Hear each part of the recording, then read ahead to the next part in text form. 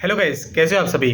सो यार, एक तो इस वीडियो को मतलब मेरे थोड़ा अनऑर्गेनाइज्ड वे में है, क्योंकि देखो मेरे पास कोई स्क्रिप्ट नहीं है। जनरली बहुत क्वेश्चन आ रहा है कि मेरे को 40 डेज हो गए, 50 डेज हो गए, रिप्लाई नहीं आ रहा है। और मेरे मन में काफ़ी टाइम से एक बात थी, वो मैं आप सभी से शेयर करना चाह रहा था कि रिप्लाई ना आने का सबसे बड़ा रीज़न क्या है। देखिए, दो रीज़न शेयर करूँगा। सबसे पहला ये कि लिंक्डइन पे क्या हो रहा है कि कुछ वैकेंसीज होती है, जैसे उसमें मैं भी हो गया, कुछ इंडिविजुअल्स होते हैं वो वैकेंसी पोस्ट करते हैं, बट मैं हो गया या कुछ या उसमें से आप मेजोरिटी लगा सके कि हम लेटेस्ट को ही उठा के कॉपी पेस्ट करते हैं ताकि मेजोरिटी को शेयर हो जाए। बट कुछ एक ऐसे इंडिविजुअल्स हैं, मैं नाम नहीं ले सकता, होता क्या है वो अपना लिंक्डइन को ग्रो करने के चक्कर में काफ़ी पुरानी वैकेंसीज को भी ले आते हैं कि big four is hiring interns this, और उसको खोल के देखो तो वो वैकेंसी कम से कम 6 महीने 1 साल पुरानी होती है। तो अब बच्चे क्या करते हैं कि यार हम उसको उठा के सोचते हैं कि भाई बिग फोर हायर कर रहा है तो हम उसके ऊपर ही अपना रिज्यूमे चिपका देते हैं, और ये सबसे बड़ी गलती हो जाती है। हम चीज़ें समझते नहीं है कि यार देखो, अगर वैकेंसी है, पहली बात तो आप ये देखो वो पर्सन उस कंपनी में है कि नहीं है। अगर वो उस कंपनी में है देन ठीक है, चलो उसने डाली है।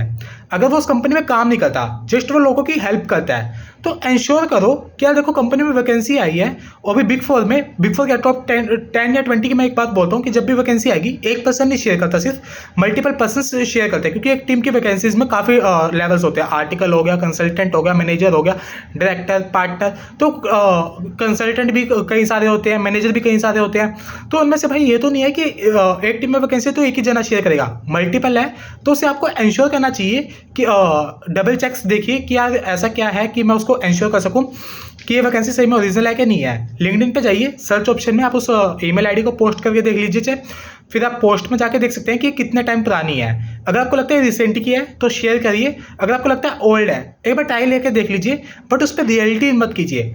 रैंडमली कई जने टारगेट लेके बैठे होते हैं कि आज मेरे को 15 मेल निकालने, 20 निकालने हैं, और फिर बाद में रो रहे हैं। टारगेट लेके कुछ नहीं होएगा। अगर आप टारगेट लेके बैठे हैं कि मेरे को दिन की 15 मेल करनी है, फिर मेरे को 15 दिन बाद रोना है कि मैंने 15x15 मेल की हैं और मेरे पास रिवर्ट नहीं आ रहा। एक्चुअल में आप ये देखिए आपकी इफेक्टिव मेल कितनी है, और इफेक्टिव में रिप्लाई आए ना वो तो थोड़ा जेन्युइन हो जाता है। सेकंड क्या होता है आपका मेन रीज़न इसका कि आपकी ईमेल स्ट्रक्चर थोड़ा फॉर्मेट नहीं होता। और दूसरा क्या होता है कि कोई पर्सन किसी और डोमेन के लिए हायर कर रहा है और आप उल्टी डोमेन डाल देते हैं। लेट्स सपोज कोई पर्सन हायर कर रहा है इंटरनल के लिए, बट रिज्यूमे आप डाल देते हैं स्टैट ऑडिट के लिए। भाई वो क्यों लेगा तुम्हारा रिज्यूमे? अगर उसको स्टैट के लिए हायर करना होता तो वो स्टैट की वैकेंसी डालता ना। तुम अपने आप को खुद कॉम्प्लिकेट कर रहे हो, लाइफ को कॉम्प्लेक्स, और उस कॉम्प्लेक्सिटी में फिर तुम दूसरों को ब्लेम कर रहे हो कि मेरे साथ ये गलत हो रहा है। फिर लिंक्डइन पे आजकल पोस्ट आ रही है डे 1, डे 2, डे 3, डे 40, 50, और उनसे पूछो ना रियलिटी में वो अपनी गलती एक्सेप्ट करने के लिए तैयार नहीं है। वो उल्टा ब्लेम करेंगे कि लिंक्डइन पे ऐसा क्यों हो रहा है, हमने क्या किया है। एक बार तुम वेरीफाई कर लोगे तो क्या हो जाएगा। देखो यार, हमें अपने लिए जब भी हमें अपनी लाइफ में कुछ अच्छा चाहिए तो हमें खुद के एफर्ट्स को डालना पड़ेगा। जब तक एफर्ट्स नहीं डालेंगे कुछ नहीं मिलेगा। शेयर मार्केट हो गया, बैंक हो गया, अगर जब आप पैसा डालोगे तभी आपको उसके ऊपर इंटरेस्ट या रिटर्न्स मिलेंगी।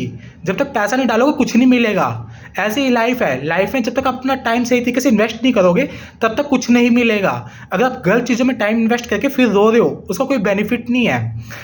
तो आपको मैं इन शॉर्ट ये बताना चाह रहा हूँ, जब भी कोई वैकेंसी आए एक बार इंश्योर कर लीजिए कि वो सही है क्या नहीं है। इंश्योर करने के बाद आप टीम में, जैसे लेट्स सपोज कोई दिल्ली लोकेशन की आई इस डोमेन में, तो आप उस पर भी शेयर कीजिए। साथ में उस कंपनी में जो भी काम कर रहा है उनसे भी अप्रोच कीजिए कि आपके यहाँ पे मैंने वैकेंसी देखी है, प्लीज़ लेट मी नो। सबसे पहले क्या होता है कि आप उसका नाम लीजिए। देखो सर मैम, कई जने क्या करते हैं कि मेरे पास आता है कई बार मैसेज, डियर सर मैम। भाई देखो मेरा नाम नहीं पता क्या? ऐसे नाम नहीं लेना तो सर लिख दो, कोई देखो इतना कुछ फर्क नहीं पड़ता।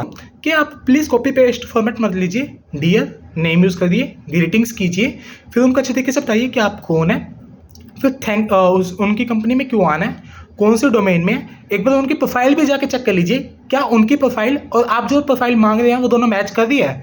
पर्सन है उसका 15 साल का एक्सपीरियंस है इंटरनल ऑडिट का, बट आप अप्रोच करो स्टैट ऑडिट के लिए, वो वर्थफुल नहीं है।